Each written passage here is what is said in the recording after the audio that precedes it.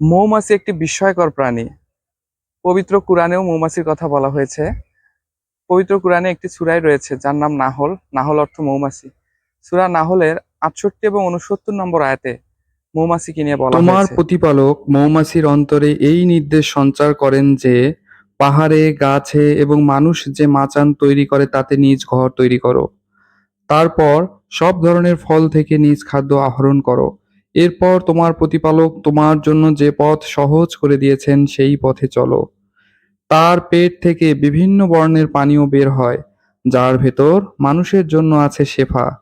নিশ্চয়ই এখানে নিদর্শন রয়েছে চিন্তাশীল ব্যক্তিদের জন্য। আমরা যদি এই আয়াত দুটোর ব্যাখ্যা করি তাহলে এমন দাঁড়ায় যে মহান আল্লাহ রাব্বুল আলামিন মৌমাছিদেরকে নির্দেশ দিলেন যে তারা যেন পর্বত, পাহাড়, পর্বত, মানুষের উঁচু বাড়িঘর এবং উঁচু গাছগাছালিতে তাদের যে ঘর নির্মাণ করে, অর্থাৎ মৌচাক নির্মাণ করে। আমরা দেখে থাকি সাধারণত মৌমাছিরা উঁচু কোনো গাছ, পাহাড়, আমাদের বাড়ির উঁচু ভবনের আশেপাশে অনেক জায়গায় কিন্তু মৌচাক তৈরি করে থাকে। এরপর আল্লাহ তাআলা মৌমাছিদেরকে বললেন যে তোমরা সর্বপ্রকার ফলের বা ফুলের বিভিন্ন যে রসটা আছে, ফুলের রস বা মৌ রস, এটা আহরণ করো। এরপর আল্লাহর দেখা নির্দেশিত সরল পথে তোমরা গমন করো। গমন করার পর তাদের পেট থেকে বিভিন্ন রঙের পদার্থ নির্গত হয়, যার মধ্যে রয়েছে বিভিন্ন রোগের উপশম।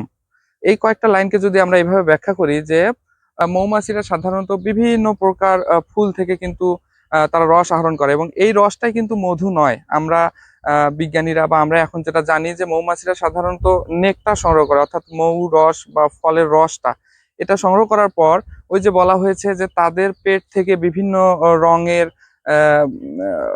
রঙের পদার্থ নিঃসৃত হয়, এটাই হচ্ছে মধু। অর্থাৎ মৌমাছিদের কিছু এনজাইমেটিক প্রক্রিয়ার মাধ্যমে কিন্তু আমরা মধুটা পাই এবং মধু পাওয়ার পর দেখা যায় যে মধুর মাঝে অনেক প্রকার আমাদের রোগের উপশম আছে, আমাদের বিভিন্ন পেটের সমস্যা, আমাদের ঠান্ডাজনিত সমস্যা।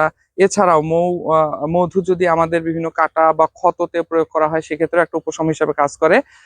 আর আরেকটা বিষয় এখানে আছে যে আল্লাহর দেখা নির্দেশিত সরল পথে গমন করার কথা বলা হয়েছে। এটা একটা স্পেসিফিকেশন করা হয়েছে। আমরা জানি মৌমাছি যখন একটা মৌমাছি কোনো একটা নির্দিষ্ট জায়গায় তাদের খাবারের বা নেকটারের বা পোলেনের দেখা পায়, তখন সে আবার মৌচাকে ফিরে এসে একটা বিশেষ পদ্ধতিতে ওয়াগেল ড্যান্স বলে, মানে নৃত্য করতে থাকে। তাদের নির্দেশিত একটা কোড শেয়ার করে অন্য সকল মৌমাছির সাথে এবং এই কোডের মাধ্যমেই তারা ওই রাস্তাটা বর্ণনা করে। অর্থাৎ মৌমাছিরা একটা নির্দিষ্ট পথেই যায়, আবার নির্দিষ্ট পথেই ফিরে আসে, তারা অন্য কোনো পথে যায় না। আল্লাহ তাআলা স্পেসিফিক ভাবে এই পথটার কথাই বলেছেন এবং তার সাথে মধুর যে বিভিন্ন রং হয়, আমরা জানি যে ফুল এবং ফলের রং ভেদে, মাটির বিভিন্ন উর্বরতার পার্থক্য ভেদে সাধারণত মধুরও রংটা কিন্তু ভেরিয়েশন করে। কিছু মধু আছে একটু লালচে, কিছু আছে সাদাটে, এগুলো ফুলের রঙের ভেদে বা ওই নেকটারের কালার ভেদেও কিন্তু ভেরিয়েশন হয়। হওয়ার পর এই মধুটা তৈরি হয় এবং আমরা এটা খেয়ে বিভিন্ন রোগ থেকে উপশম হয়ে থাকি। এবং লাস্ট লাইনে আয়াতের বলা হয়েছে যে নিশ্চয়ই চিন্তাশীল সম্প্রদায়ের জন্য এখানে নিদর্শন রয়েছে। অর্থাৎ আমরা যারা সাধারণ মানুষ রয়েছি, যারা আমরা চিন্তা করতে ভালোবাসি, মৌমাছিকে নিয়ে চিন্তা করার বা মধুকে নিয়ে গবেষণা করার অনেক কিছু রয়েছে। আর এই আগ্রহ থেকেই কিন্তু আমাদের মৌমাছি নিয়ে জানা উচিত। আমি সামনের বেশ কিছু ভিডিওতে এই মৌমাছি নিয়ে বিস্ময়কর অনেক তথ্য বা আশ্চর্যজনক অনেক তথ্য শেয়ার করার চেষ্টা করব। আপনারা যদি আগ্রহী থাকেন এই ভিডিওগুলো দেখতে পারেন। আসলে মৌমাছি এমন একটা প্রাণী বা এমন একটা পতঙ্গ, আমরা প্রতিনিয়ত অবাক হচ্ছি। মৌমাছিকে নিয়ে আমরা যত জানছি তত অবাক হচ্ছি। এত সুশৃঙ্খল একটা জীবন কাঠামো, এত নিয়মতান্ত্রিক উপায়ে যে তারা তাদের লাইফ স্টাইলটা ফলো করে, এটা আসলে আমাদের আগ্রহ যেন দিন দিন আরো বাড়িয়ে তুলছে। তো প্রত্যেকটা জিনিস ধাপে ধাপে আপনাদেরকে জানানোর চেষ্টা করব। ধন্যবাদ।